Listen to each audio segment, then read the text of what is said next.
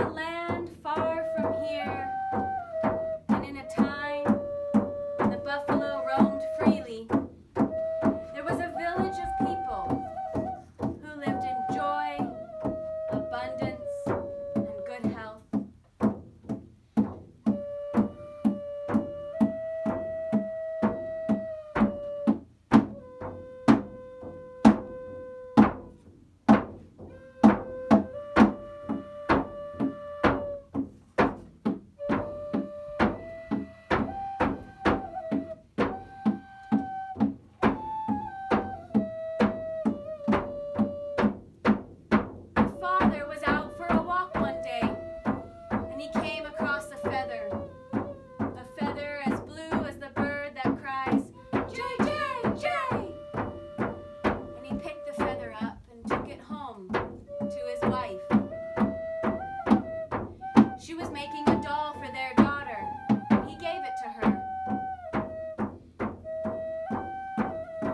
She sewed the feather into the doll's hair.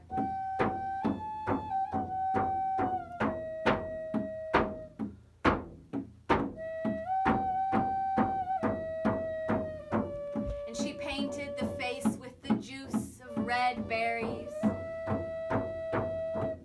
And she made little beaded moccasins and a tiny belt of polished bone. She gave the doll to their daughter. Oh, how she loved her new doll. I will call you Quanah. And she took her Quanah everywhere she went. And then a drought fell upon the land.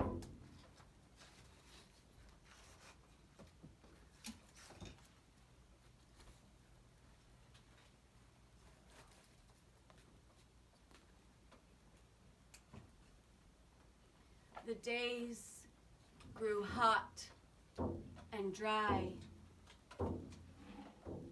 and the plants began to wither and die.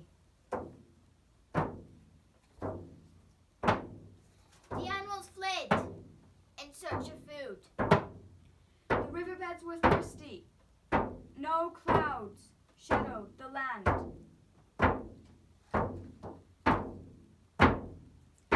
A great famine visited the people and was hardest on the very young and the very old. A new burial platform was built every single day. And eventually, tragically, the girl's mother and then her father died.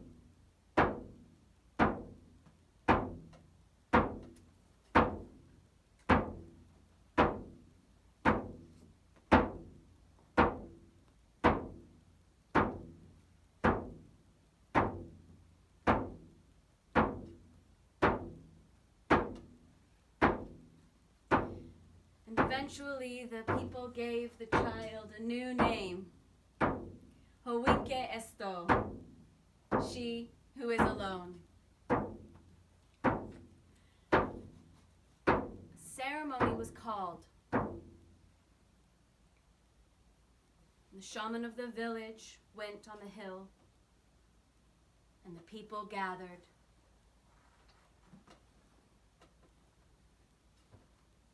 And for 3 days, the dancers danced to the sound of the drums.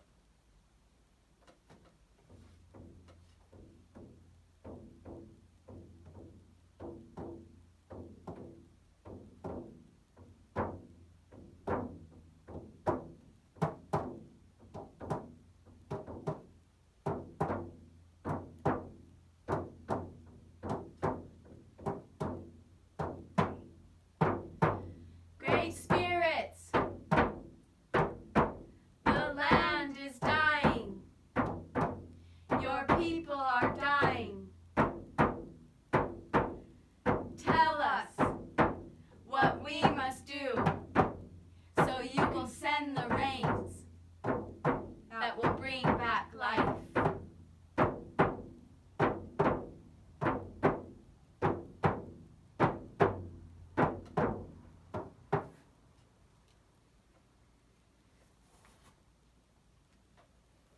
The people watched and they waited, and even though the hard winter was over, no healing rains came. Look, look, the sun is setting. The shaman is returning.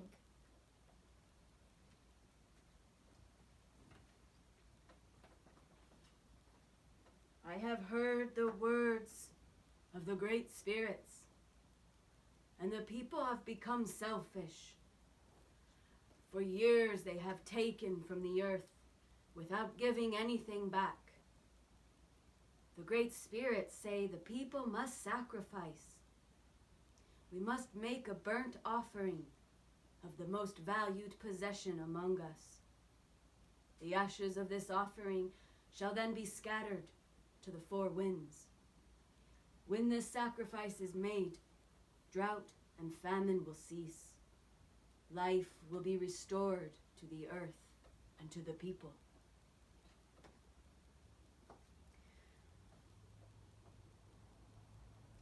People gave thanks to the spirits for giving them guidance, and everyone went back into their lodges to think and talk about what the great spirits had asked. I'm sure it's not my new bow the great spirits want. It can't be my new shawl the spirits want. Everyone was hoping that someone else would sacrifice something. Everyone except she who is alone.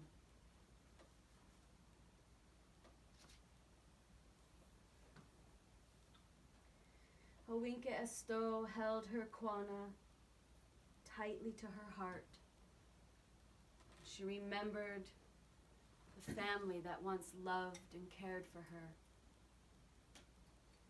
and how they had suffered at the end of their life, and how she so missed them now. Holding her Quana even closer, she spoke. You are my most valued possession. It's you the great spirits want. And she knew what she must do.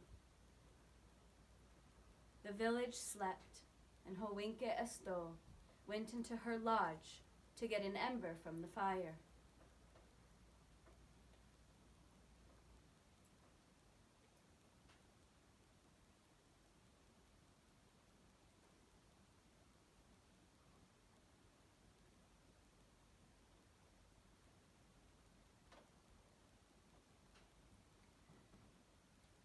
She began her long journey to the top of the hill where the spirits had spoken to the shaman.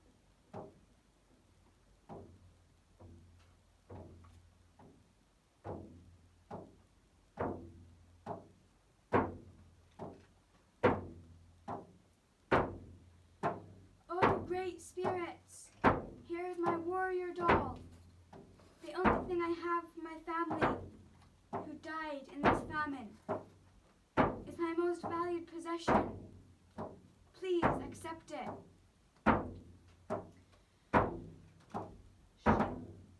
She lit a fire with the ember that she carried.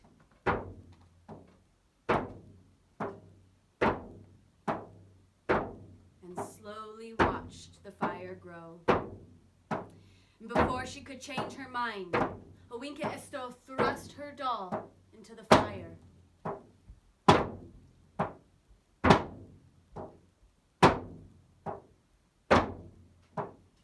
She watched her Quana slowly burn and turn to ashes. She stayed there until the flames died down and the ashes had grown cold. And then, scooping up a handful, Owinka Esto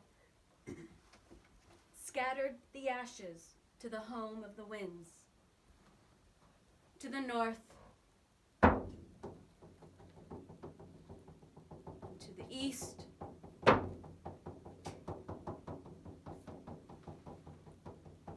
to the south,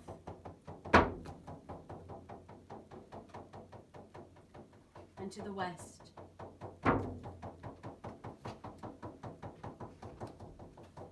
And there she fell into a deep and peaceful sleep.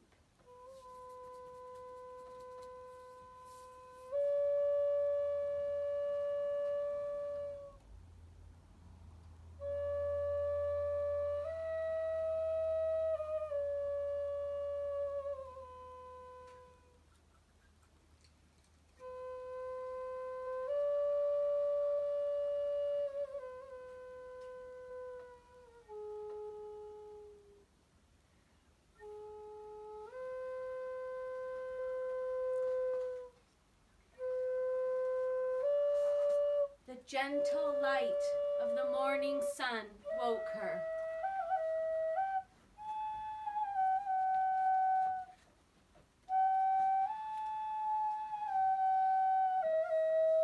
She looked out over the hill, and stretching out from all sides where the ashes had fallen, the ground was covered with beautiful flowers, as blue as the feathers in the hair of her Quana, as blue as the feathers of the bird who cries, "Jay, Jay, Jay!" And when the people came out of their teepees, they could scarcely believe their eyes. They gathered on the hill with Hoinka Esto to look at the miraculous sight, a gift from the Great Spirits.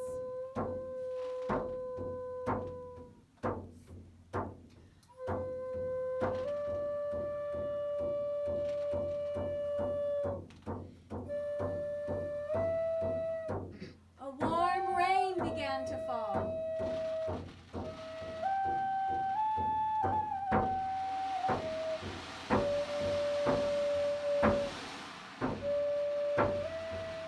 And the land began to live again.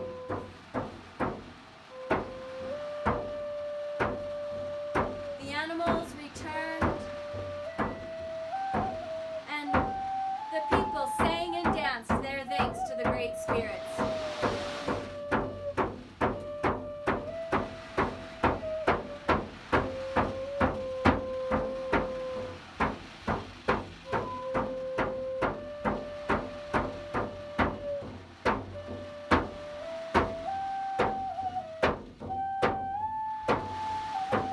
And on that day, the people gave she who is alone a new name.